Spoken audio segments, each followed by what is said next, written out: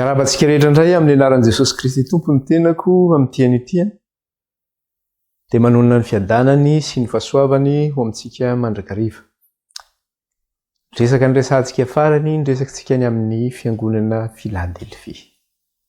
Inona moa ny hitantsika tao anatin'izany hoe ny hevitry hoe Filadelfia dia izao hoe fifankatiavan'ny mpirahalahy zany. Fifankatiavan'ny mpirahalahy. Izay ny zavatra ny resantsika tao anatin'izay. Zany na hoe fitiavan-drahalahy. Satria ilay hoe filia dia hoe fitiavana. Ary le delphia rahalahy dia hoe fitiavan-drahalahy. Ino ny resantsika farany teo? Inona ny zavatra hitantsika tao anatin'izay? Tao anatin'ny période io ny zavatra hitantsika tao anatin'io dia hoe tao anatin'ny fotoana fiandrasana ny fiavian'ny Tompo. Zany hoe teo zany tena tonga tanteraka tena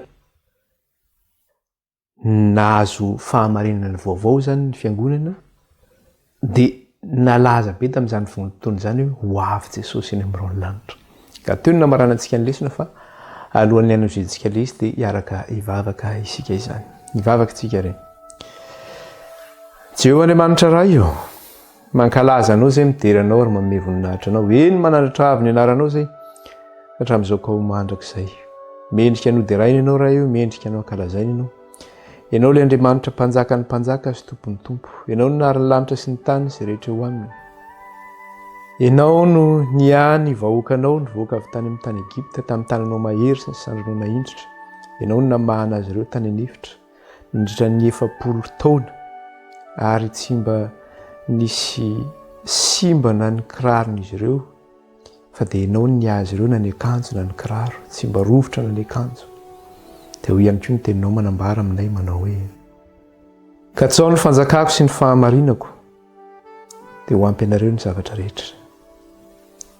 Fa ho ianao hoe izao tontolo izao no mikatsaka fatratra ny izay mety zavatra ara-nofo. Na mety resaka trano zany, na mety resaka tany zany, na mety resaka akanjo zany, na mety resaka karama izany. Zany akory tsy midika hoe tsy miasa izay. Fa na ny asanay dia ho pelantananao nametrahana izany. Ary ny any ampitsinay dia ho pelantananao nametrahana izany. Fa ho ianao hoe aza miana no haninareo, aza miana no tafianareo, aza mia ho ianao. Fa zao tontolo izao no mikatsaka izany fatratra. Fa ny rainareo dia mahalala izay tokony homenanareo. Ary ianao ihany koa mbola nitenina anao hoe na ny voninkazo any tsara tsy nasalomona teo amin'ny voninahiny ary tsy nitafy tahaka an'izany satria ianao no mihazy ireny Andriamanitra. Ary na ny voromanidina aza tsy mba miasa na mijinja izy ireny na mampiditra ho an-tsongotra kanefa ianao no manome hanina sahazo azy ireny isan'andro. Dia hoy ianao fa vao mainka fa ianareo ry kely finoana. Dia eny Andriamanitra tsara indrindra. Samihafa ny manompo anao sy ny tsy manompo anao. Miaraka aminao Kristy dia manana fiadanana, manana fahasoavana. Ka dia midery anao zay mankalaza anao ary manome voninahitra anao. Na ny fitediavanay, na ny asa mandrarahanay, ny fivelomanay dia ho pelantananao nametrahana izany ray. Izany tsy midika hoe tsy anao hoe na inona na inona. Fa ho an'izay tsy miasa dia mitady asa tokoa tsy manana asa. Ho an'izay efa mikarama dia mikarama tokoa izy. Fa ianao no manome izany rehetra izany. Ary io ihany koa na dia misy mitady azy anefa tompo kanefa tsy mahita. Dia isaorana ianao ny zavatra rehetra kanefa na dia eo ary izany rehefa ao aminao izahay. Dia manome izay sahaza ho anay isan'andro ianao. Dia rainy ianao Andriamanitra kalazainy ny anaranao. Ho ianao Jehovah manao hoe izaho toetra ho ianao ka ny ho zava-mahagaga sy sarim-patarina ianareo. Ahoana moa ny hamantaranay ny fiainao sy ny fitantananao raha tsy mizaha toetranao zay Andriamanitra, raha tsy manandrana anao zay Andriamanitra. Ka ho ianao hoe andramiko izaho fa tsara Jehovah. Dia eny ho an'izay nanandrana dia efa natsapa izany. Ka miantso ianao ho an'ireo izay mbola tsy nanandrana mba hafantarany fa velona ilay Jehovah tompony maro. Mankalaza anao zay raha io, midery anao zay ary manome voninahitra anao. Ankehitriny zay raha hianatra ny teninao sy handinika izany. Dia mangataka aminao zay raha io, aoka ireny hiositry ny fanahinao masina no hiasa aminay amin'ny fahafenoana ka izy no mampianatra anay ny teninao. Sakafo ny fomba ampanahy anay ray amantaranay ny sitraponao koa dia mampianaranay ray ny teninao amin'ny lalany fanahinao masina fa vonikely izay voakanao. Raha izaho dia tsy manana fahalalana na fahendrena fa ny famohan-kevitry ny faminaniana dia tsy efa ny olona fa tamin'ny fanahy no nitenenany tany aloha rehetra tany. Dia aoka ny fanahinao ray ny asa amin'ny fahafenoana ka izy no ampitenin'ny vavako, izy ny asa ao tsy tsirairay avy ampafantatra anay ny sitraponao ka dia mitenena raha io fa vonikely izay voakanao. Mifona aminao ihany koa nefa izahay iray satria mpanompo tsy mahasoa izay ary tsy mahatoky eo anatrehanao. Raha ao anatinay ny fanindrinanao ny tsara dia ny ratsy mandrakariva no nibahana aminay. Mamindra fo aminay ireo mamelany aloka afao izay mifaly menesy ny tsy fatateranay rehetra. Afao izay Jesosy io fa hoy ny teninao manambara manao hoe raha ny zanaka no nafaka anareo dia ho afaka tokoa ianareo. Keo am-pelantananao Kristy no ametrahanay ny fahalemena sy ny fahotana ary ny tsy fatateranay rehetra. Diovy amin'ny rahanao izay Kristy ho afa-pahotana, sasao amin'ny rahanao izay ho afa-keloka. Amariny izay no ny amin'ny rahanao Kristy io, amasiny izay no ny amin'ny rahanao ary eoka ilay fanahinao ny tantana ny eo amin'ny marina rehetra ary marina ny afaka nay tsy ho andevo. Iaroa izay Andriamanitra amin'ny fakapanahy ny filanofo sy ny fanindrina. Sorato am-ponay iray ny lalànao ary ataovy ao an-tsainay ary meonay ny zotom-po mandrakariva ikatsahanay sy tadiavanay ny fahamarinanao ary ny fanjakanay Andriamanitra iray mba tsy handehananay araky ny nofo fa handehananay araky ny fanahy. Satria ny teninao no manamasina anay Andriamanitra. Dia raina ny anaranao raha io kalazay ny anaranao anie. Aoka ny rahanao Jesosy andrakotra ny fampianarana ny teninao amin'ity ity mba tsy hanasitana fahefanana dia kely azy. Aoka ny rahanao andrakotra ny fifandraisanay amin'ny vahoaka izay mihaino izao fampianarana izao mba tsy hanasitana fahefanana dia kely azy. Dia aoka ny rahanao ihany koa Jesosy andrakotra ny fitaovana rehetra mba tsy hanasitana fahefanana dia kely azy. Dia eny Andriamanitra ho an'izay tsy salama ihany koa ny tokantrano dia mangataka aminao izay. Aoka Jesosy Tompo, ianao mihitsy nikitika ny loharano karetiny ireo izay marary ireo. Ka ho anao izay marary dia apetrao amin'ny faritra marary ny tanana misy ny tananao, manana finoana. Aoka anie Jesosy, ilay dia kapoka taminao nikitika ny loharano karetina izay ametrahana tanana ny tokantrano any dia ho sitrana ny marary. Mandidy ny aretina rehetra izay ametrahana tanana ny tokantrano any, sitrana ny aretina rehetra izay ametrahana tanana amin'ny anaran'i Jesosy Kristy sy ny dia kapoka taminy ary ny herin'ny fanahy masina. Mandidy izay aretina rehetra ka ametrahana tanana amin'izao fotoana izao ka mampandamaka mpandriana io izay marary tsy mety afaka io. Sitrana izay aretina ametrahana tanana amin'ny anaran'i Jesosy Kristy sy ny dia kapoka taminy ary ny herin'ny fanahy masina. Dia midery anao izay raha io, mankalaza anao izay ary manome voninahitra anao. Ary farany Andriamanitra dia misy olona ihany koa izay ampahorian'ny devoly izay mitsipatsipaka isan'andro, tsy mahita tory amin'ny alina, misy fanatrehana mainty be eo tongom-pandriana amin'ny alina, manofy ratsy foana, manofy enjehan'ny bibilava nakaikerin'ny bibilava sy ny zavatra maro samihafa tompo izay ampahorian'ny devolin'ny olona. Ao ny tsy miteraka ihany koa, ao ny tsy mahavita mitsangana fa malemy tao noho ny devoly, ao ny marary kibomafy, ao ny mivoaka rorabava sy ny zavatra maro samihafa. Ireo olona ampahorian'ny devoly ireo Jesosy io dia mety izy ireny no hanafaka azy ireo. Fa izany tokoa no nahatongavanao, hamany fatorana ianao, hampamoaka ny gadra ianao, hampitsangana ny malemy ianao, hampitsangana ny maty ianao, hanasitrana ny marary ianao. Ho mangataka aminao izay Jesosy ho an'ireo izay ampahorian'ny devoly amin'izao fotoana izao dia manondro izany amin'izao amin'ny fanondro. Aoka Jesosy ilay fanondronao mihitsy nitoetra amin'ny fanondro koa ka mandidy izay asan'ny maizina rehetra amin'ny tokantrano io izay mampijaly ireo olona ireo. Rava ilay satana devoly amin'ny olona izay voatondro, tsy manan-kery, tsy manam-pahefana. Amin'izany olona izany intsony ilay ratsy. Aoka Jesosy ilay fanondronao mihitsy ny hanondro an'io olona io izay mijery izao fampianarana izao. Ka mandidy ilay devoly satana amin'izany olona izany amin'ny anaran'i Jesosy sy ny herin'ny fanahy masina. Mandravanao ary satana, mialo amin'ny olona io ianao, mialo amin'ny kibony io ianao izay mampijaly azy io, miala amin'ny tongotra izay mampalemy azy io, tsy mampitsangana azy io ianao, miala amin'izay fampahoriana ataonao amin'ny isan'andro na tsy mampahita tory azy, ninony nasan'ny devoly miasa amin'ity olona ity atao tokantrano ato. Dia ilay vonona amin'ny fofinain'i Jesosy zany devoly Satana zany tsy manan-kery, tsy manam-pahefana amin'ny olona intsony. Lasa ny afo mandevina ny Satana sy ny asany rehetra, tsy manan-kery, tsy manam-pahefana amin'ny olona izay ampahorin'ny devoly io. Ny anaran'i Jesosy.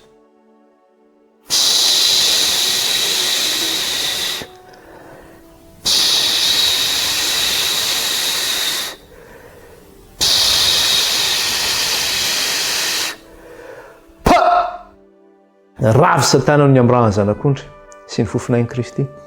Tsy manan-kery, tsy manam-pahefana amin'ny olona io izay nitondrona teo io. Fa hoy ny teninao Kristy hoe ny ratsy tanan'Andriamanitra no andravana ny asan'ny maizina ary ny fofinain'i Kristy no andevonana an'ilay devoly Satana. Ka aoka Jesosy no ny amin'ny fofinainao ny sy ny amin'ny ratsy tananao dia efa rava ilay devoly Satana tsy manan-kery, tsy manam-pahefana intsony amin'ny olona izay nivavahana teo. Halleluja, halleluja. Mety izy ray efa nivavaka nenao any an-danitrany dia raina mandrakizay ny anaranao ray, kalazay ny anaranao ray. Teo kan-dranao Kristy andrakotra ny tsirairay avy ka hiaro anay amin'ny loza sy amin'ny ratsy rehetra. Aoka ny anjelinao Jehovah toby manodidina anay ka hiaro anay sy tantana anay ny ianao. Fa hoy ny teninao manambara manao hoe ny anjelin'i Jehovah mitoby manodidina izay matahotra azy. Dia raina ny anaranao Andriamanitra, kalazay ny anaranao ny dia mitenena indray ray io aminay ianao mitian'ity favoninkeny izay voakanao. Amin'ny anaran'i Jesosy, alleluia, amen. Dia isorantsika lehibe ny tompo, mbola afaka indraytsika ny fampivavaka. Zava-dehibe koa ny fifampivavahana zany. Mivavaha mandrakariva ka aza mitsahatra ho ny tompo, miambena mandrakariva. Ka dia misaotra ny tompo tsika mbola nomeny fotoana nahafahantsika ny fampivavaka.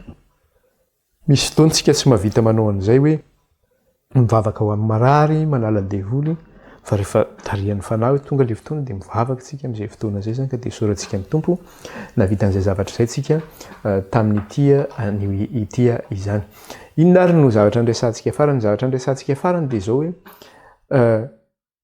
ity fiangonana Filadelfia ity zany dia ny zavatra nresahana teto mikasika ilay hoe varavarana ny sokatra. Ilay hoe varavaran'ny lanitra mihitsy zany no misokatra. Ilay sokafan'ny varavaran'ny lanitra izay ilay varavarana misokatra. Zany hoe fahazavana no men'Andriamanitra zany tamin'ny vanim-potoana io, nisokatra ny fahamarinana. Dia nahita fahamarinana vaovao indray ny olona zany tamin'ilay fiangonana Filadelfia teto. Zany hoe ny Filadelfia zany dia zao hoe ireo le fiangonana nivoaka tao amin'ny fiangonana protestanta zany.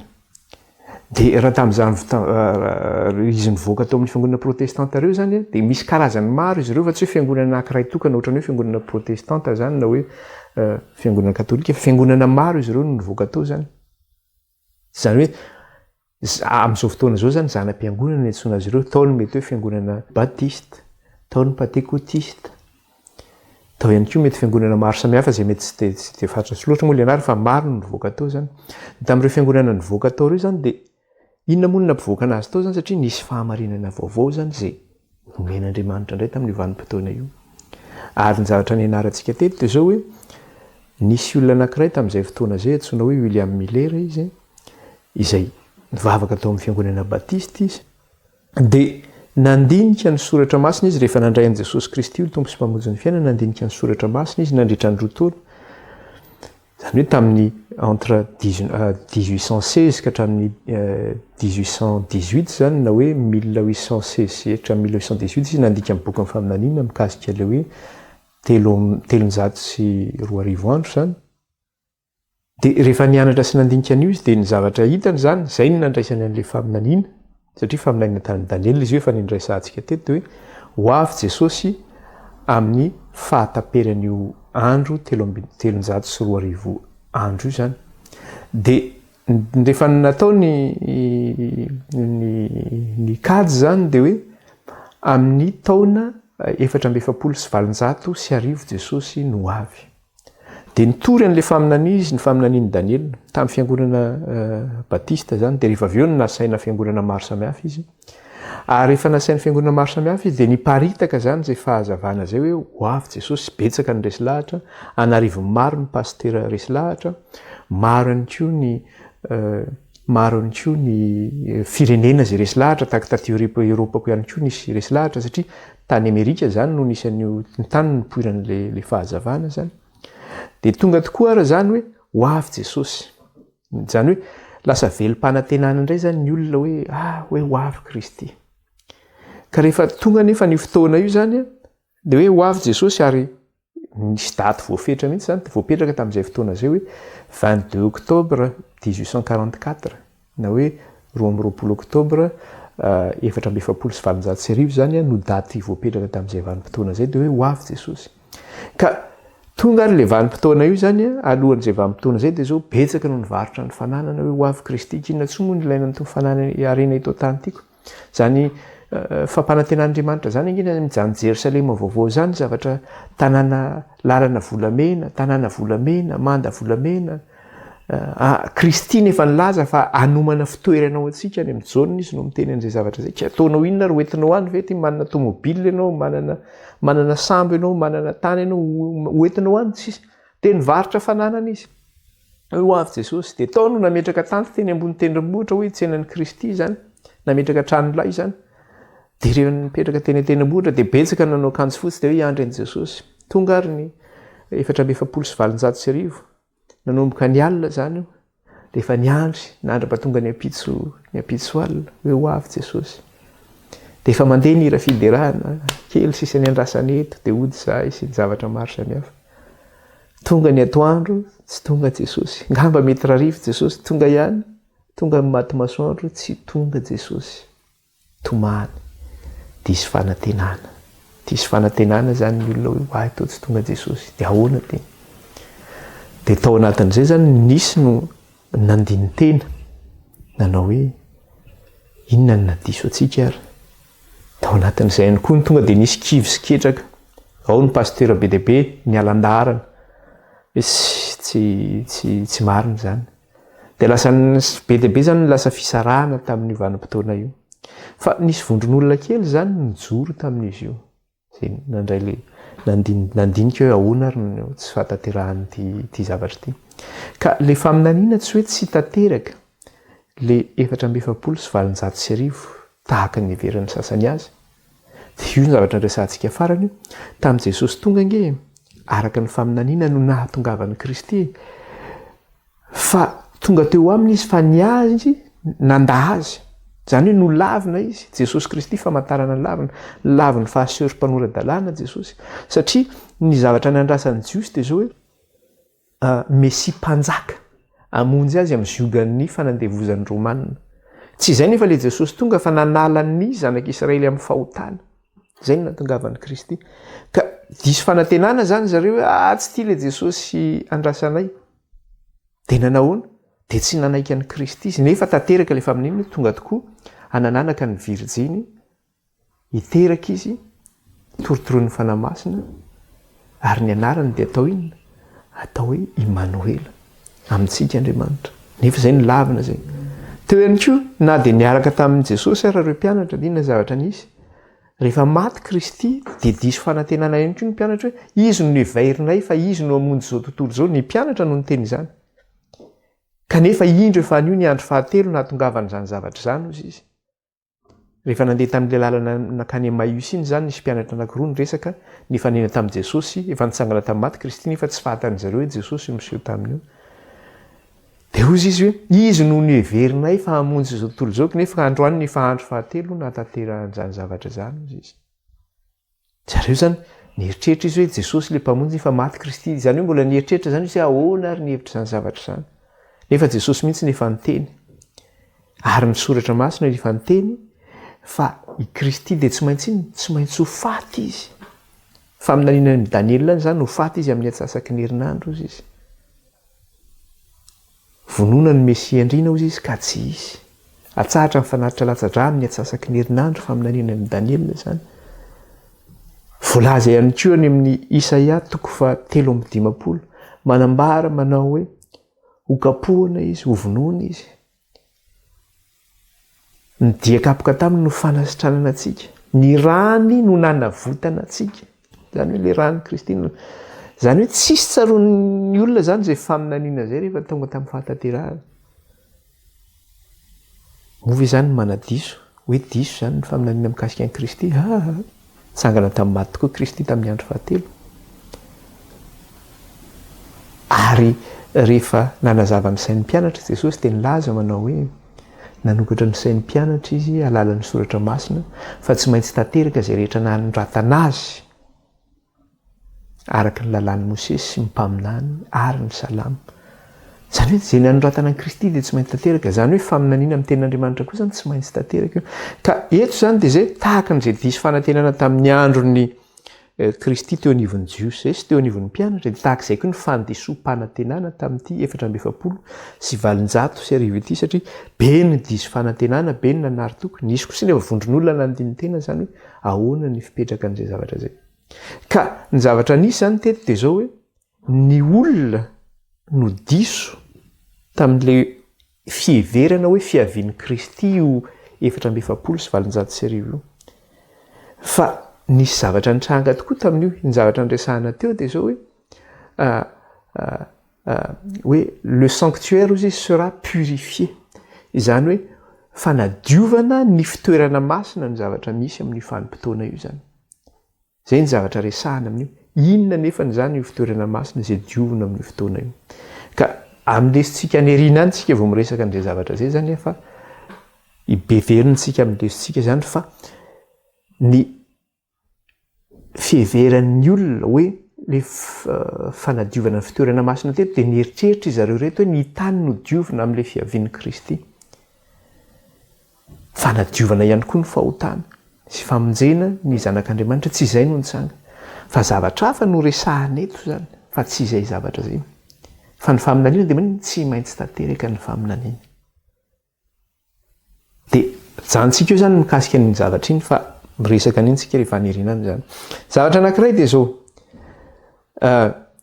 Inona ary zany no ny fotoanan'ity fiangonana Filadelfia ity araka ny zavatra niresantsika teo. Fotoana fiangonana Filadelfia zany dia maneho an'ilay varavarana misokatra.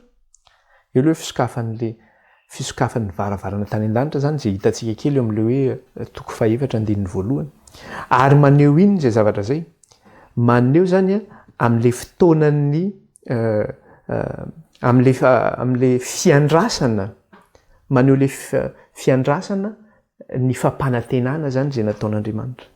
Zay zany ilay fiangonana Filadelfia. Lasa nisy zany izay fanantenana izay ny amin'ny resaka hoe miandrandra an'Andriamanitra, hoe fiavian'i Kristy. Satria ny olona zany tao alohan'izay zavatra zay tsy nisy an'izay zavatra zay. Fa lasa nisy fanantenana zany teo hoe aive Jesosy ho avy.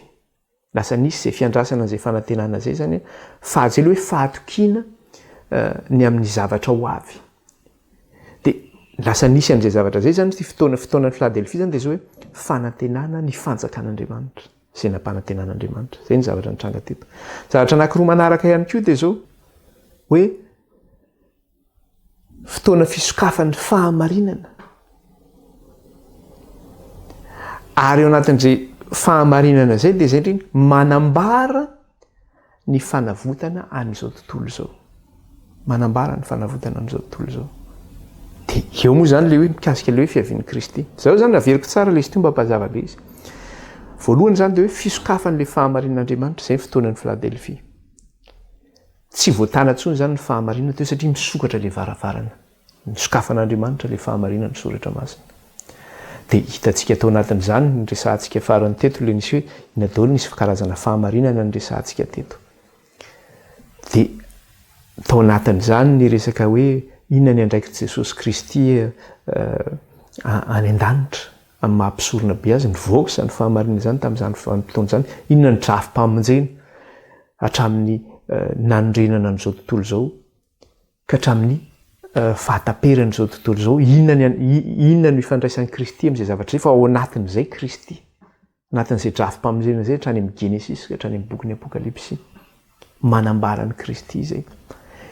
Dia mikasika ihany koa satria manome ilay fanantenana vahoaka an'Andriamanitra zany satria na tamin'ny andron'ny mpianatra ange dia efa nitenenina hoe ho avy Jesosy. Fa mbola tsy tonga Jesosy hatramin'izao.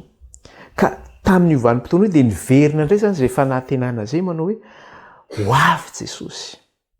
Ka rehefa ho avy Jesosy dia maneho inona izay zavatra zay? Maneho ny fanafanana ny famonjena n'izao tontolo izao. Zany hoe famonjena ny vahoaka an'Andriamanitra eto amin'ity izao tontolo izao ity zany. izay oravana sy hofongorana. Ka matoa zany zany antso zany mbola tonga amintsika zao fotoana zao dia zao hoe mbola andro fibebahana zany izao fotoana izao izany. Eo ihany koa zavatra hitantsika zany dia zao hoe nyresahantsika farany dia hoe teo amin'ilay andinin'ny fasivy. Inona moa ny zavatra hitantsika teo amin'ilay andinin'ny fasivy verenantsika kely ilay izy. Apokalypsy toko fahatelo any andinin'ny fasivy. Dia inona ny zavatra nyresahany teo? Apokalypsy toko fahatelo any andinin'ny fasivy. Dia ozy izy manao hoe indro alaiko ny sasany amin'ny sinagogan'ny Satana izay milaza ny tenin'ny Jiosy kantsy izy fa mandainga indro tonga hiakoky ny lohan'ny tongotrao ireo ka ho fantany fa izao efa tianao. Eo zany resahantsika farany ilay hoe misy milaza ny tena no fiangonan'Andriamanitra. Nefa kanto sinagogan'ny Satana izy. Misy olona milaza fa Jiosy, milaza hoe kristianina izy. Milaza ny tena no Jiosy fotsiny izy. Ka reny olona zany izay mihevitena reny, izay maniratsiry anao, ianao ilay mitazona ilay fahamarinana, ilay mikatsaka ny fanjakan'Andriamanitra io. Rehefa omen'Andriamanitra zany ianao, ny valim-pity anao, sy anehoan'Andriamanitra ilay voninahiny koa ianao amin'ny fahamarinana izay omeny anao, dia ireny olona ireny mihitsy ny ankoky ohatran'ireny gaga izy. Hoe ay ve tena miaraka aminao Andriamanitra marina, satria hitan'ilay fahalebiazan'Andriamanitra. Hitan'ilay valebiazan'Andriamanitra. Verena kely ilay izy teo. Manao hoe indro alaiko ny sasany amin'ny sinagogan'ny Satana izay milaza ny tenin'ny Jiosy kantsy izy fa mandainga indro tonga hiakoky eo ny lohan'ny tongotra ireo fa fantany fa izao efa tianao. Zany hoe asehoko anao mihitsy ny fitiavako anao eo alohan'ireo olona ireo. Taoko tsapany zany samy hafa ny manompo an'Andriamanitra sy ny tsy manompo an'Andriamanitra. Efa nyresahantsika teto moa io zany fa tsy hidirantsika lalina intsony. Dia farany ary inona indray ary ny conseil izay omeny Jesosy amin'ity fiangonana ity zany. Inona ny conseil izay omeny Jesosy na ny torohevitra izay omeny Jesosy amin'ity fiangonana ity. Apokalypsy toko fahatelo andinin'ny fahafolo indray no vakitsika. Satria efa nitandrina ny teniko ny amin'ny faharetana ianao, izao kosa hiaro anao ho voavonjy amin'ny andron'ny fakapanahy izay efa hiatra amin'izao tontolo izao, ho fizahan-toetra izay monina ambonin'ny tany. Zany hoe, eto izy dia miresaka hoe misy fankapanahy izy azo izao tontolo izao, ho fizahan-toetra izao tontolo izao. Iny fankapanahy zany hoe ilay voalazan'ny soratra masina. Ilay hoe noho ny tsy fankatoavan-dalàna izy dia mihamangatsika ny fitiavany maro. Zany hoe ny olona zany dia lasa manino, lasa transgresseur de la loi daholo ny ankabeazany, mpandika lalàna avokoa zany. Ary plus ny fotoana mandroso zany, plus zany ny moralement, ny ara-moraly zany, ara-tsaina zany, dia me mitotongana ny fotom-pisainan'ny zanak'olombelona, me miroso makany amin'ny fahotana ihany. Ary amin'izao fotoana izao dia tia vola daholo ny olona, nefa ny zavatra tenen'ny soratra masina hoe ny vola ny fototry ny ratsy rehetra. Zany hoe amin'izao fotoana izao zany dia zao hoe ny olona zany tsy manana état d'âme zany intsony. Ny olona efa tsy manana, ahoana zany tsy haiko hoe tsy ohatran'ny olona efa veretreritra daholo fa any amin'ny vola ihany, any amin'ny vola ihany. Dia any amin'ny Facebook ihany dia efa miteniteny foana mihitsy ilay olona zany, tsy mahafenitena intsony. Olona manam-pahefana misy miteniteny foana, tsy resaka eto moa tsika fa betsaka raha zavatra any amin'ny Facebook ihany dia maro ny zavatra tsy manjary miresaka any. Fa ny zavatra tena resahana zany zao dia mitotongana zany ny ara-moralin'ny zanak'olombelona, mitotongana makany amin'ny fahotana zany. Ka io ilay zavatra teneniny eto manao hoe satria efa nitandrina ny teniko amin'ny faharetana ianao, izao kosa hiaro anao ho voavonjy amin'ny andron'ny fakapanahy izay hiatra amin'izao tontolo izao, ho fizahan-toetra izay monina ambonin'ny tany. Eto tenen'Andriamanitra mihitsy hoe ianao nitandrina ny teniko. Ianao nitandrina ny teniko, averiko tsara ilay izy teo, satria efa nitandrina ny teniko ny amin'ny faharetana ianao, izao kosa hiaro anao voavonjy amin'ny andro ny fakapanahy. Zao zany ilay izy misy teny anankiroa zany eo. Teny anankiroa dia zao hoe, voalohany dia zao hoe satria efa nitandrina ny teniko ianao, dia izao kosa hitandrina anao, izao kosa hiaro anao. Averiko tsara ilay izy. Satria efa nitandrina ny teniko ny amin'ny faharetana anao, izao kosa hiaro anao voavonjy amin'ny andro ny fakapanahy. Mifameno zany ireo zavatra anankiroa ireo. Rehefa mitandrina zany ianao dia izaho miaro anao. Zay ny dikan'ilay izy. amin'ny andro ny fakam-panahy izy. Amin'izao andro vanim-potoana ianantsika izao angamba tena anisan'ny teny hoe vanim-potoana tena ao anatin'ny faharatsiana, ny fahampitena. Ao ny resaka hoe manolana, na vavy io na zaza io, hoe zazavavy kely io na ny lehilahy zazakely reny koa ary dia misy manolana ihany koa. Ao ny fijangajangana, ao ny resaka zava-betaveta indrindrandrindra amin'ity resaka internet ity. Ao ny resaka halatra, ny von'olona, amin'ny vola kelikely fotsiny iny angalariny dia efa mahavita mamono olona izy. Sigara ray ary mahavitana mamono olona. Mangana hoe resaka sigara mahavita mamono olona. Ny any ambanivohitra ny sahirana ny olona mba misy omby anankiray io, mba iny no akana ronono sy ny aniny io, tonga ny dahalo mbola maka an'iny indray. Tsy mba ny any ambanivohitra tsy mba afaka maninona zany, tsy mba afaka ohatrany hoe mba mamizaka hoe mba mivelona. Fa mijaly koa ny olona any ambanivohitra. Ny olona any an-drenivohitra zany mivoaka alina ianao, hoe mba mivoa rivariva maizimaizina iny taritaraiky any. Dia ataovy izay dina malaky fa dia fahafatesana ny miandry. Langilangy ohatran'iny ny miandry ianao an'iny elakelan-trano any raha ohatra ka. Amin'ny andro any Madagasikara rehefa tsy vitany hoe amin'ny andro alina intsony, fa na amin'ny andro atoandro ianao mandeha elakelan-trano mangingina dia efa atahorana zany. Dia raha miteny hoe tamin'izay taloha tany Madagasikara dia ohatr'izao, oui, taloha zany, fa tsy zany intsony izao. Satria efa meratsy ilay fiainana, meratsy ilay fiainana. Amin'izao fotoana izao na te-pitarany masina azy, ny pôlisy dia izao, ny jiolahy indray no mitifitra ny pôlisy. Andefasany an'ilay mortier reny, ilay ohatran'ny anina mortier-na feu d'artifice reny zany, raha tonga any amin'ny cité iny, satria manao aferana drogue ireo zany izy, zava-mahadomelona. Dia rehefa tonga ny pôlisy manao patrouille dia tonga dia tafian'izy rehetra, alefa ny mortier iny. Tsoka mihitsy ny pôlisy. Pôlisy indray ve no mitsoka, taiza mbola nisy zavatra ohatr'izany indray. Ny mpanao kolikoly moa dia tsy resahana intsony amin'ny resaka hoe fitondram-panjakana zany. Samy manana ny ambaratongony eo dia samy mandeha amin'ny fahefana izay ananany eo dia samy manao besandro eo daholo sy manabotsina ny tratrany eo. Zany ny kolikoly sy ny zavatra rehetra. Tokony hoe atao mpitandro filaminana. Hoe ino no hitandro ny filaminana, ino indray ny atahoran'ny olona dia ahoana ary zany. Za vokatry ny inona zany, vokatry ny fahotana zany, mitotongana zany ilay, izay ilay hoe andro ny fakam-panahy. Satria nitandrina ny teniko ianao, za kosa hiaro anao izy amin'ny andro ny fakam-panahy. Dia io moa zany ilay resaka hoe réciprocité. Ilay resaka hoe réciprocité zany ilay hoe fifandraisan'Andriamanitra zany sy ny zanany. Tsy hoe naditra ilay zanako dia tsy kapohako. Mialatsiny afa misy tantara kely ity izay vao mety fantatsika hoe amin'ny vanim-potoana iny tsika amin'izao fotoana izao. Misy resaka ny Madagasikara any mandeha eny amin'ny Facebook ilay resaka. Resaka mpisolom-bavam-bahoaka izy ity, niaro ny zanany. Nanao EPS ilay zanany zany. Dia rehefa nanao EPS izy, zany hoe nanao gym zany. Dia niazakazaka izy dia asian'ilay mpanao gym hoe ndana miazakazaka 200 mètres ianao, dia hoy izy tena sepotra fa tsy vitako intsony zany. Dia hoe za nge voavoan'ny Covid hoy izy dia tsy any 200 mètres ve ilay izy dia tsy vita an'lany.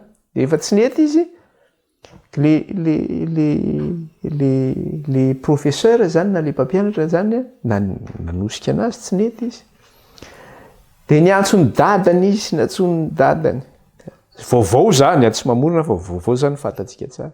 Dia rehefa niantsoiny ny dadany, hoe solombavam-bahoaka izy ity. Dia hoy ilay dadany, tsy fantanao nga fa solombavam-bahoaka, zaza marary angeko, maninona, zaza voavy narary angeko. Dia hoy izy, ka le izy angety 200 mètres ny senam-panaovany azy fa tsy hoe inona. Ary inona moa no tokony hoe antsoiny any dadany amin'izany ihany koa.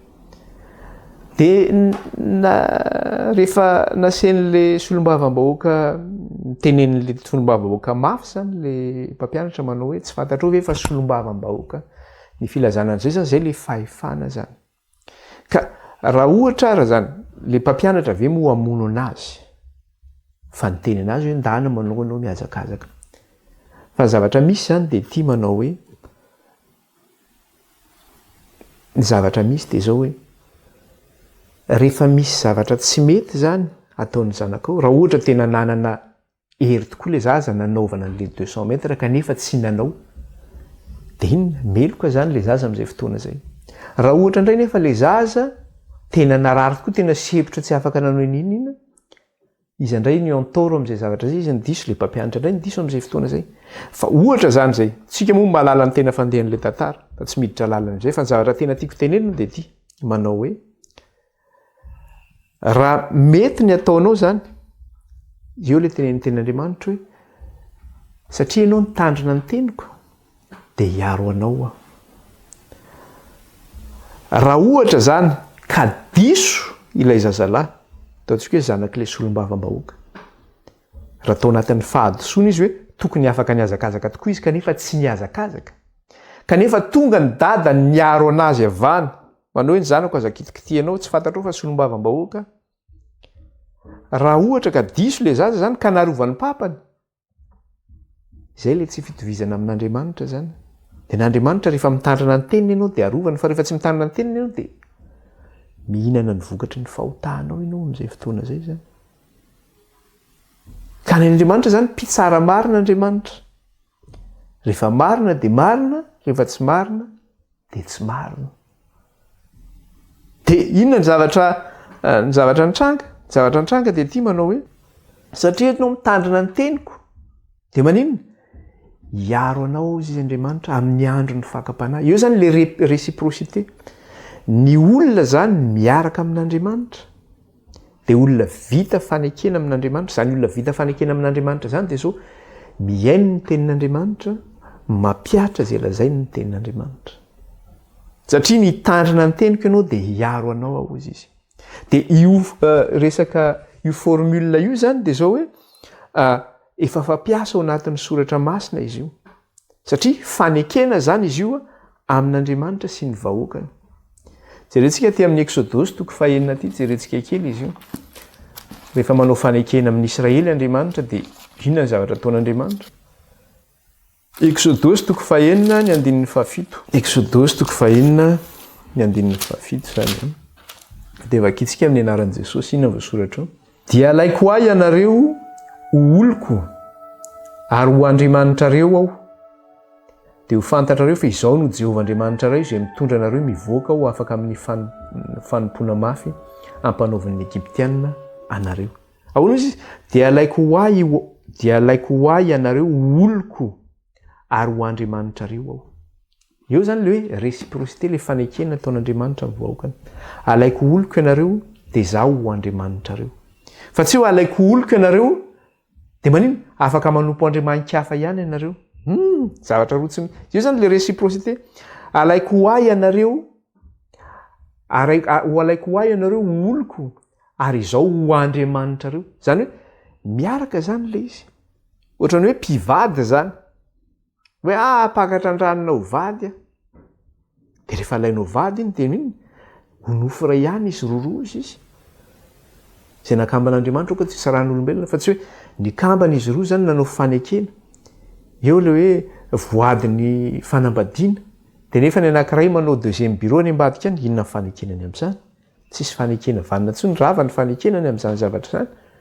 Dia n'Andriamanitra zay mihitsy, alaiko ho ahy ianareo ho oloko ary zaho ho Andriamanitrareo. Zany hoe tsy manana andriamanikafa fa tsy zaho ihany ianareo zany. Dia eto izy miteny, satria nitandrina ny teniko ianao dia zaho hiaro anao amin'ny andron'ny fakapanahy. Zay zany le hoe réciprocité, na hoe fifanekena amin'ny Andriamanitra sy ny olony izany. Atany keo amin'ny Jeremia tsika hijery anankiray. Jeremia indray toko 4:7. Ty amin'ny Jeremia ihany koa tsika mijery an'io zany. Jeremia toko 4:7 dia ny andinin'ny 7. Zavatra hitantsika eo. Jeremia toko 4:7 dia ny andinin'ny 7. Sao indray mivaky ny teny amin'ny anaran'i Jesosy. Ary omeko fo alalany ahy ho Jehovah izy, dia oloko izy, ary izao kosa ho Andriamaniny, fa hiverina amiko amin'ny fony rehetra izy.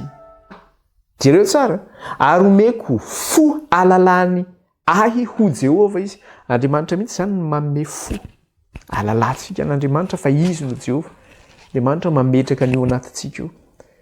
Dia toy izany le teny, dia oloko izy. Zany hoe rehefa mahazo an'io fo io zany ianao, alalanao an' Jehovah, dia oloko izy, ary izao kosa ho Andriamaniny, fa hiverina amiko amin'ny fony rehetra izy. Dia tena fifandraisana ety dely zany. Zany hoe ny fonao zany tena efa n'Andriamanitra. Satria ianao fa tena miverina amin'Andriamanitra amin'ny fonao manontolo, tsy hanombiny anao zany iny. Dia tenenina izy ary izao kosa ho Andriamanina ozy izy. Relation na fifandraisana etiety amin'Andriamanitra fanekena zany. Dia ahoana izy? Satria ianao mitandrina ny teniko dia izao hiaro anao. Dia normal be zany. Andriamanitra zany tsy mba manary ianao.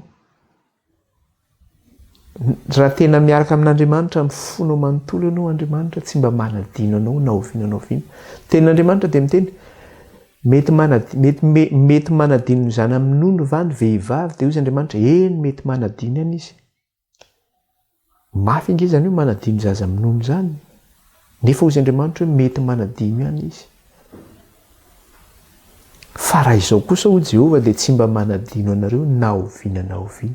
Raha miaraka amin'Andriamanitra zany ianao, nanao fifanekena tamin'Andriamanitra zany ianao, nitandrina ny tenin'Andriamanitra zany ianao, tsarovy fa miaraka aminao Andriamanitra tsy mba manadino anao na manary anao na oviana na oviana. Ezekiela 4:30.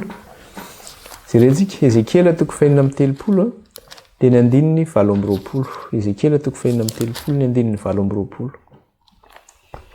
Ezekiela 4:30 dia ny andininy 7:20. Ino ihany koa ny zavatra resahany io? Ary onina any amin'ny tany izay omeko ny razanareo ianareo ka oloka ianareo ary izao ho Andriamanitrareo. Na iza zany toerana misy anao. Na andeha ho any Tamatavy ianao, na andeha ho any Mahajengà ianao, na aiza ny toerana metrahan'Andriamanitra anao. Dia inona ny zavatra tenenin'ny Andriamanitra teto? Ary onina any amin'ny tany izay omeko ny razanareo ianareo ka oloka ianareo ary izao ho Andriamanitrareo.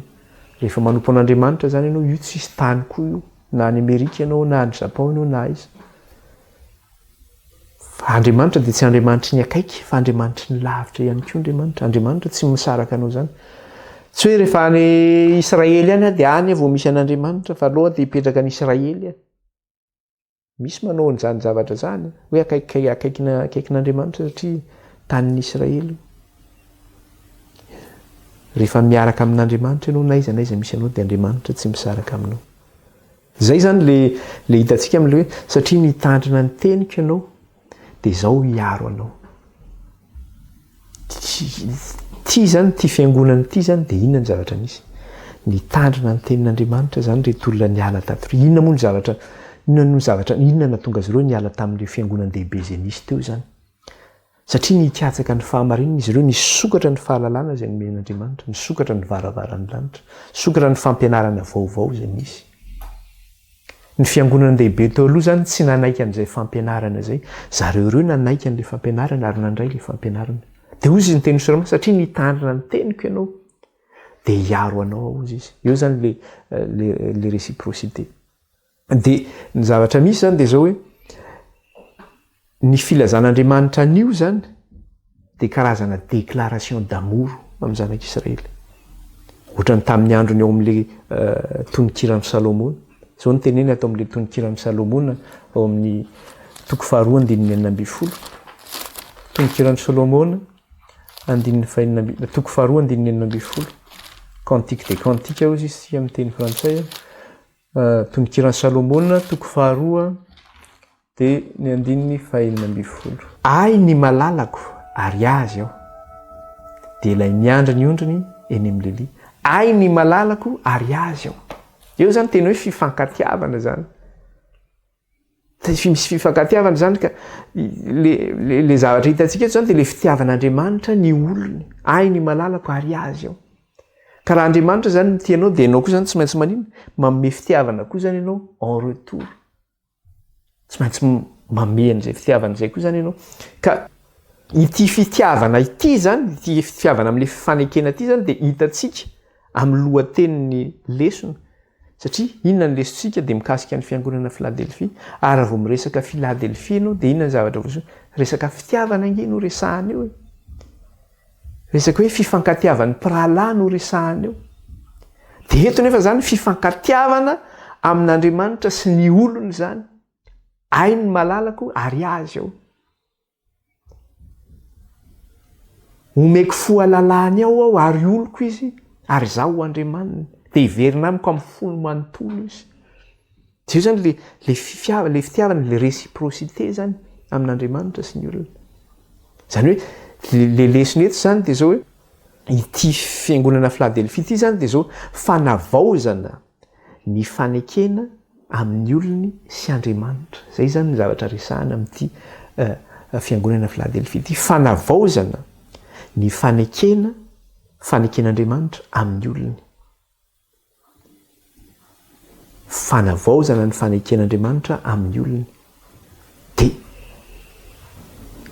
ho Andriamanina eo ary izy oloko. Zay ny fisokafan'ilay varavaran'anitra, fanavaozana ny fanekena. Niverenanao tanteraka amin'Andriamanitra amin'ny fonao sy amin'ny sainao sy amin'ny herinao rehetra. Toko 7:1-2 indray tsika amin'ny Apokalypsy. Apokalypsy toko 7:1-2. Dia hoe fa nresahantsika kely ihany izy io zany. Fa iverenantsika fa tsy maninona. Inona ny zavatra resahany eto? Zavatra nresahantsika mikasika ilay resaka hoe fiavian'i Kristy. Ka mikasika an'izany rehetra zany ary dia zao. Na dia teo aza nisy fanadisompanantenana tamin'ity reto vahoaka ireto, dia nisy no nitazona ny teny io araka ilay voalazantsika teo zany. Dia izao ny zavatra voalaza ato, dia manome fanantenana Andriamanitra amin'ny 2:20 manao hoe ho avy fainga ianao tany mafy izay anananao mba tsy hisy haka ny satrim-boninahitra ao. Aza diso fanantenana fa tsy maintsy ho avy aho. Tany mafy izay anananao mba tsy hisy haka ny satrim-boninahitra ao. Io teninao izay efa niraisinao, io fanekena izay efa nataonao tamiko dia tazomy mafy io. Mba tsy hisy haka ny satrim-boninahitra ao fa zao ho avy aho. Tsy araka ny fiheveran'ny hafa, filazan'ny hafa manao hoe tsy ho avy zany Jesosy zany ary irarira sy anganongano zany. Non. Tsy hoe zany ny fiheveran'ny hafa dia hoe tsy ho avy aho. Fa tsy manadiso ny teniko mihitsy zany. Ho avy fainga ianao tany mafy izay anananao. Io fanekena izay efa nataonao tamiko tamin'ny teniko io dia zao tany mafy io.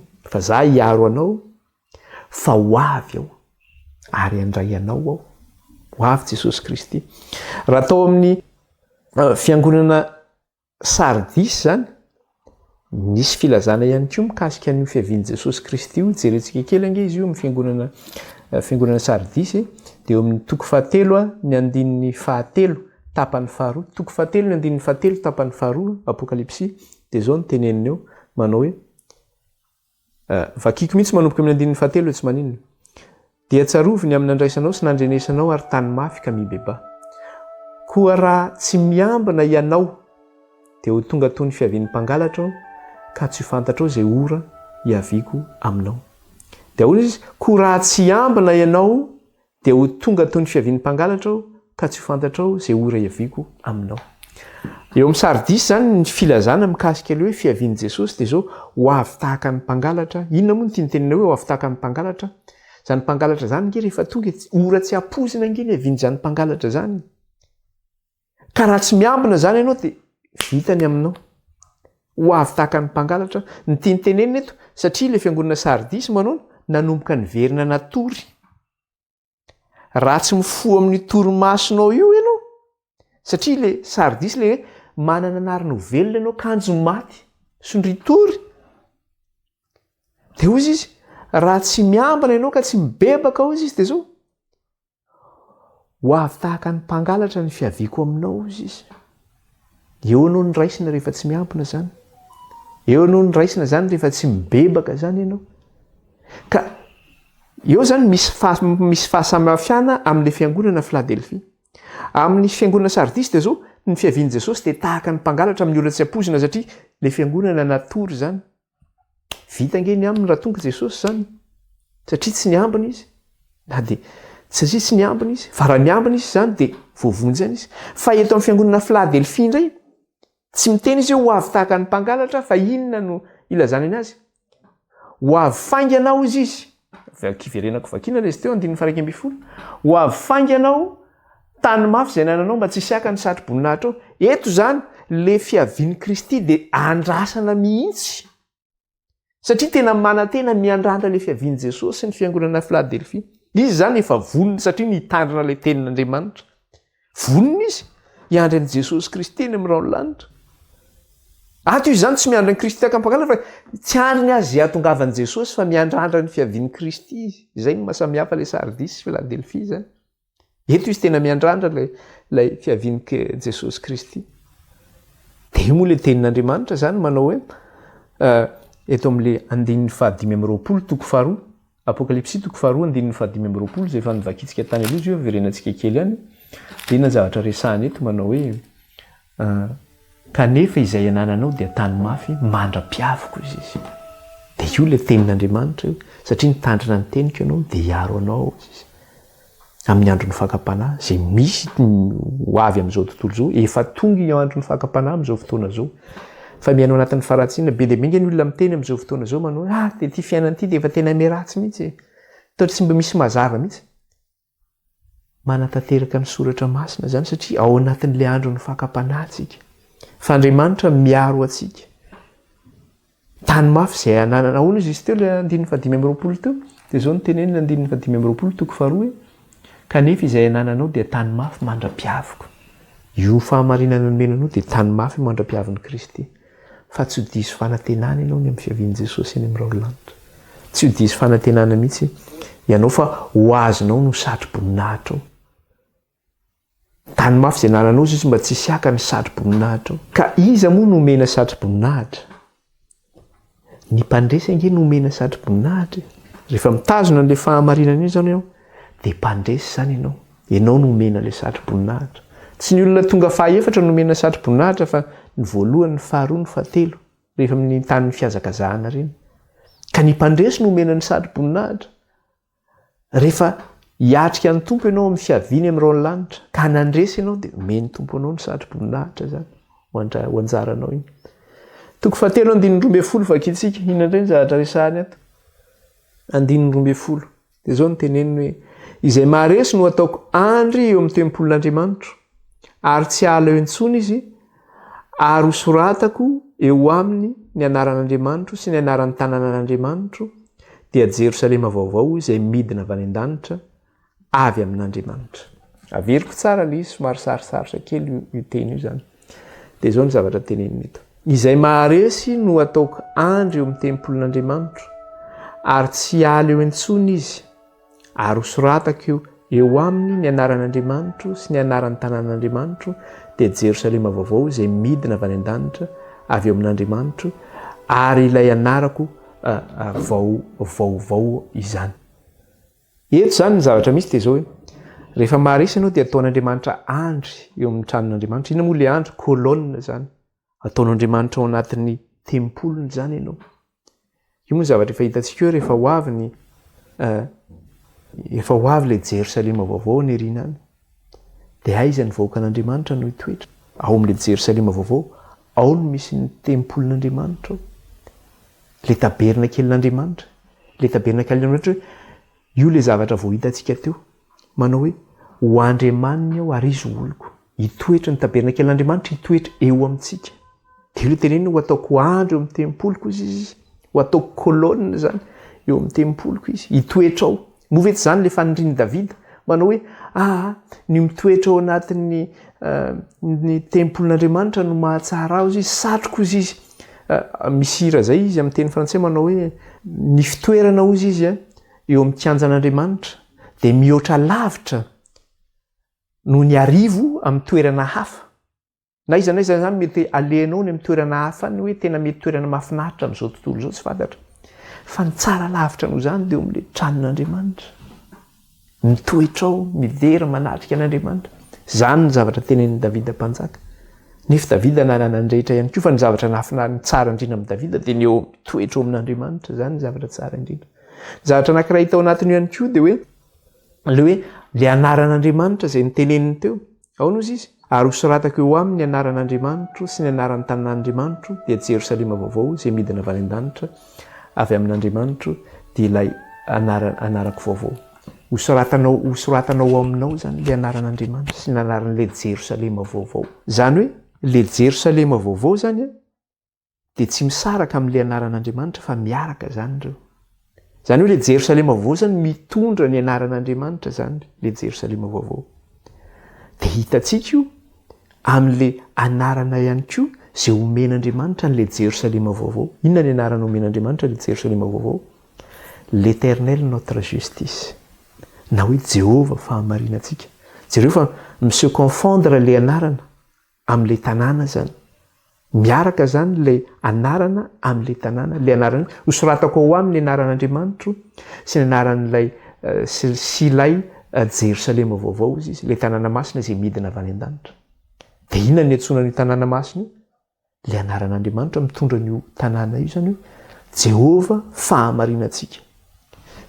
Ny amaranantsika azy ao amin'ny Jeremia 7:30 jerentsika kely ange zay. Jeremia 7:30 dia vakitsika ny 9:40.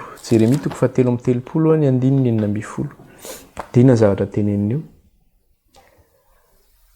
Amin'izany andro zany dia ho vonjena ny Joda ary Jerosalema andro fahizay ary izao anonona azy Jehova fahamarinantsika. Amin'ny andro izay hamonjena ny voaka an'Andriamanitra io hoe ho atao andry ao amin'ny tempol'Andriamanitra isika zany, ao amin'ilay tabernakelin'Andriamanitra. Dia hozy izy amin'izany andro zany dia ho vonjena ny Joda. Raha miresaka hoe Joda zany tsika dia ilay vahoaka an'Andriamanitra ho vonjena io. Ary Jerosalema andro fahizay ary izao no hanononana azy, nanonan'i Jerosalema Jehova fahamarinantsika, ilay anaran'Andriamanitra mitondra ny anaran'ilay tanàna. Jeremia 7:20 ihany koa. Inona zavatra resahany io? Jeremia 7:20 dia ny 9:40. Dia izao ny zavatra resahany ato. Jeremia 7:20 vakitsika mihitsy manomboka amin'ny 5 fa tsy maninona. Indro avy ny andro Jehova izay ananganako rantsana marina ho an'i Davida, ka hanjaka izy sady ho endry. Ary ianao fitsarana sy fahamarinana amin'ny tany. Mikasika ny Kristy zany io. Dia hozy izy amin'ny androny no hamonjena ny Joda sy andrian'i Israely fahizay. Ary izao no anarany izay hanononana azy, Jehova fahamarinantsika. Mikasika ny Jerosalema vaovao ilay mitondra ilay anaran'Andriamanitra, Jehova fahamarinantsika. Dia iza nefa ny andovan'izany zavatra izany? Iza no andovan'izany zavatra izany? Apokalypsy 1:20. Vakitsika ny 2 sy ny 7. Rehefa midina zany Jerosalema vaovao dia hitantsika eo ilay izy. Apokalypsy 1:20 dia ny 2 sy ny 7. Io ilay miresaka tsika ilay hoe atao andro amin'ny tempol'Andriamanitra tsika, hitondra ny anaran'Andriamanitra tsika, sy hitondra ny anaran'ilay Jerosalema vaovao midina avy any an-danitra, ary ilay Jerosalema vaovao mitondra ny anaran'Andriamanitra mihitsy. Dia iza ny andovan'io zany? Iza ilay tsika resahany eto io? Ilay vahoaka an'Andriamanitra io zany, izay naninona? Izay mitandrina ilay tenin'Andriamanitra. Satria ireo no arovan'Andriamanitra, ireo no handray ilay Jerosalema vaovao. Ilay nitandrina no mahazo an'io, fa tsy hoe tsy izay nitandrina. Ilay nitandrina ny tenin'Andriamanitra, ilay arovan'Andriamanitra no mandova an'io. Dia 1:20 ny 2 sy ny 7 dia hozy izy. Ary nahita aho fa indro ny tanàna masina dia Jerosalema vaovao, nidina avy any an-danitra tamin'Andriamanitra voaomana tahaka ny ampakarina efa miaingo iona amin'ny vadiny. Ary nareo feo mahery avy teo amin'ny seza fiandrianana ao nanao hoe indro ny tabernakelin'Andriamanitra dia eo amin'ny olona. Eo amin'ny olona, io ilay hoe atao andro amin'ny tempolon'Andriamanitra, tsika eo amin'ny tabernakelin'Andriamanitra. Indro ny tabernakelin'Andriamanitra dia eo amin'ny olona, ary izy toetra eo aminy dia miverina indray ilay fifanekena. Ilay hoe réciprocité amin'Andriamanitra sy ny olona zany, ilay fanekena zany io. Dia hozy izy, ary izy toetra eo aminy, ary ireo olony, ary Andriamanitra no toetra eo aminy dia ho Andriamaniny. Miverina zany. Rehefa tonga Jerosalema vaovao dia mipetraka foana ilay réciprocité zany, ilay fanekena zany. Satria ianao nitandrina ny teniko dia izaho hiaro anao. Dia rehefa midina io Jerosalema vaovao io, dia inona zavatra teneny hoe indro ny tabernakelin'Andriamanitra dia eo amin'ny olona, ary izy toetra eo aminy, Andriamanitra zany, ary ireo olony, ary Andriamanitra no toetra eo aminy dia ho Andriamaniny. Tsika olon'Andriamanitra, ary Andriamanitra ho Andriamanitsika zany. Izaho ho Andriamanitra reo, ary nareo kosa ho zanako. Hitoetra eo amiko ianareo amin'ny tabernakely. Jehova fahamarinantsika. Moa hoe izany ny tanontsika rehetra. Tapitra ny fotoanantsika tamin'ity an'ity, tsy afaka anotsontsika. Tapitra ihany koa ny lesona mikasika ny le resaka hoe Fiangonana Filadelfia izany. Ka ino moa zavatra namarana an'io amin'ny andininy 720 zany, toko 7 ny andininy 720. Dia hoy izy manao hoe azafady andininy 320, toko 7 andininy 320, izay manatsofina aoka izy hiaino izay lazain'ny fanahy amin'ny fiangonana. Zany hoe zay olona mahay miaino any zany no maheno izany teny izany, tsy ny olona rehetra no mahay miaino izany. Zay manatsofina aoka izy hiaino izay lazain'ny fanahy amin'ny fiangonana. Zay ilay izy atsipin'ny teny any am-pony malala, atsipin'ny tady any an-tampitroko ny omby, dia anjarantsika no mandray izay hafatra izay. Amin'ny heriny zany tsika nyresona resantsika dia miditra indray zany tsika ny fifandrifiana amin'ity fiangonana Filadelfia ity any amin'ny tombo-kase fahaenina. Zay zany lesitsika manaraka indray, fifandrifiana indray zany amin'ity fiangonana Filadelfia ity amin'ny tombo-kase fahaenina zany any amin'ny Apokalypsy toko fahaenina zany. Dia io indray resantsika manaraka, isorantsika ny tompo lehibe hivavaka isika izany. Jehovah-Andriamanitry ny maro, mankalaza anao zay midery anao ary manome voninahitra anao. Misaotra rahay fa mbola afaka niara-nianatra sy nandinika ny teninao zay tamin'ity anio ity. Tsy tamin'ny hery raha io nantanjaka fa tamin'ny herin'ny fanahinao rery ihany. Koa dia mankalaza anao zay raha io, midery anao zay ary manome voninahitra anao. Eny manandratra avy ny anaranao zay raha io. Hatramin'izao koa mandrakizay. Dia manamasina anay raha io ny amin'ny teninao ny fahamarinana. Da io zay raha io raha miditra na mivoaka amin'ity an'ity. Arov zay mifakam-panahy ny filan'ny nofo sy ny fanindriny. Natany zay amin'ny alalan'ny fanahinao Andriamanitra andehananay mifahamarinanao sy mifahamasinanao. Ary eo kanefa ilay raha ny zanak'ondray andrakotra anay ka hiaro anay amin'ny loza sy amin'ny ratsy rehetra. Da io ny asa mandraranay Andriamanitra, da io ny fivelomanay, da io ny fianaran'ny ankizy izay mbola mianatra ihany koa. Da io zay raha miditra na mivoaka. Ary fantatray fa raha mitandrina ny teninao zay dia hiaro anay ianao amin'ny andro ny fakam-panahy. Eny Andriamanitra, ianao no Andriamanitray. Ary izay manaiko olonao. Ka ianao mihitsy no manome fo anay, ahatonga anay ho vahoakanao mba hiverenanay aminao amin'ny fonay manontolo sy ny herinay manontolo. Dia aoka raha ho vita fanekena aminao ny izahay. Izany ny lesona nomenao anay tamin'ity an'ity, mba hanavaozanao indray ny fanekena aminay zanakao Andriamanitra iray. Ka ho Andriamanitray ianao Andriamanitra ary izay kosa olonao. Dia raha namandrakizay ny anaranao raha io, ankalazaina ny anaranao any.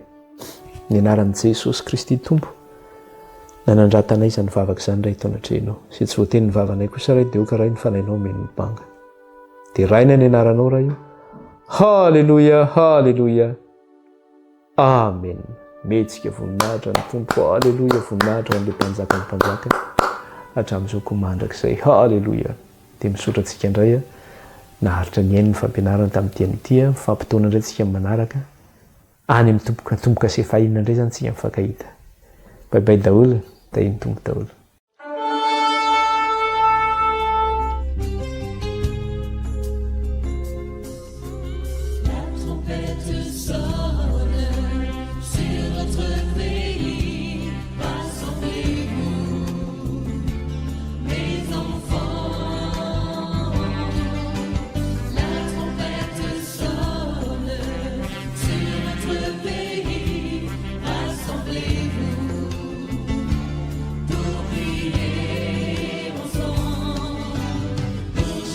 Ma